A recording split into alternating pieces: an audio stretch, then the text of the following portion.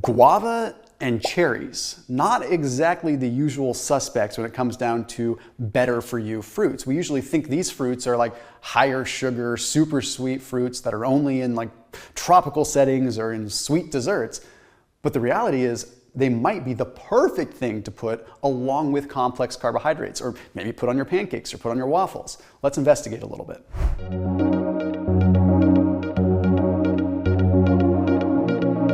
There's a couple things we look at, right? We look at the fructose content, the glucose content, all that, right? Like talked about a million times before. Fructose does not spike insulin. So we always want to have fruits that are a little higher in fructose, although not a lot of them. Okay, if we have too much fructose, it can definitely go through what's called de novo lipogenesis and goes to fat storage much easier. That's why too much fructose can contribute to a fatty liver. And that's why high fructose corn syrup is very, very bad, because it's like pure concentrated fructose. That being said, fructose is also sweeter, so you can get by with less and still get delicious flavor.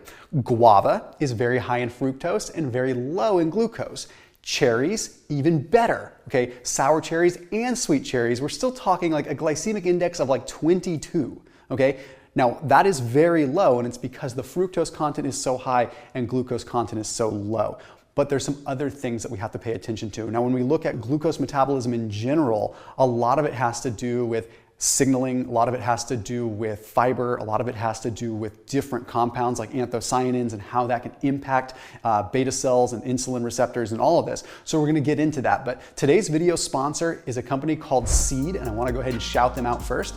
If you are trying to do things for better gut diversity, if you're trying to support your microbiome by eating fruits, by eating vegetables, I think it's relevant to mention that they are awesome. So they are the probiotic that I use. So people ask me all the time, what probiotic do I recommend? And Seed is just about the only one that I recommend these days. I've been taking it for about a year and a half. It is a synbiotic, so it has a probiotic and a prebiotic effect. So it's got the prebiotic fibers to help support the actual probiotics that are in it. And if you look at it, it's got a capsule inside of a capsule. So it sort of has this staging in terms of how it breaks down in our body, which is pretty cool, which can help out with colonization of the bacteria that is in the probiotic. So definitely recommend you check them out. You can save 15% off by using the link down below in the description because they are such an awesome sponsor. Now let's continue talking about cherries.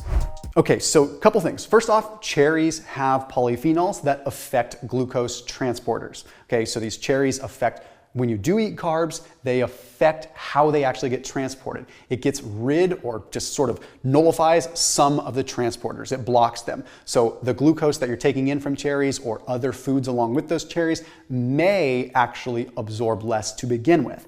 But what's very interesting about cherries specifically is something called anthocyanins. Now, you'll also find these in blueberries, but with cherries, they're super cool because the GI is so low. Now, there was a study that was published in the journal Nutrients, and the reason that I like this is because it looked at anthocyanins, but it looked at them in humans, animals, and in cells, in cultures. I love that because that is like the trifecta. We can demonstrate it across all of them, okay? So with this, we see that these anthocyanins slow down glucose production from complex carbohydrates. So what that means is if you're consuming a complex carbohydrate, like a starch, it is slowing down the glucose production from those starches.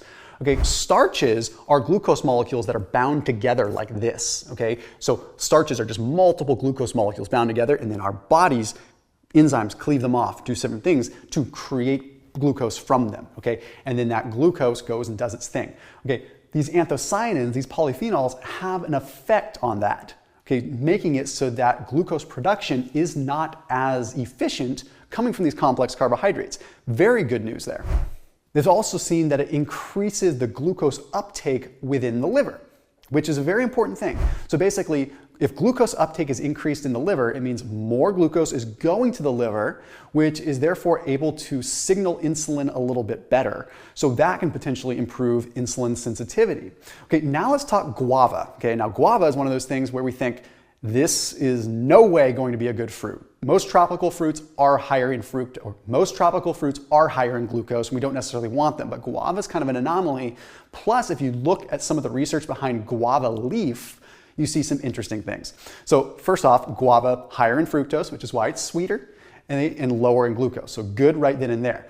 So there was a cool study published in Phytotherapy Research found that longer-term administration of guava leaf increased what's called hepatic hexokinase. Okay, hepatic hexokinase is an enzyme that is very, very important for the processing of glucose. Okay, it is what allows glucose to phosphorylate into glucose 6-phosphate.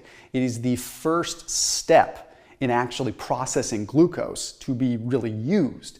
So it's kind of a rate-limiting step in some ways. So if we increase hepatic hexokinase, we can process glucose faster, which sounds bad because it's like, why would we want to process it? But that means that we're able to utilize it and manufacture energy from it faster. Okay, it's if we're not using glucose that it becomes a problem. Okay, it's not like people think like, oh, I just don't want to absorb it. There's a difference between absorption and usage. Okay. The glucose transporters, we want those to maybe go down because that's going to slow down the overall absorption, right? But we do not want the actual utilization to go down. We want our cells to be good at using it, pull it from the bloodstream, burn it up, use it for energy. It's like the difference between consuming 100 grams of carbs and immediately feeling some energy and using it and lifting weights with it and running with it, or consuming 100 grams of carbs, still feeling tired and just having that glucose circulating and then ultimately triggering a deposition of fat. Huge difference there. So cherries and guava are probably two of the more unique tropical style fruits that we could find when it comes down to adding them to complex carbohydrates. I'll see you tomorrow.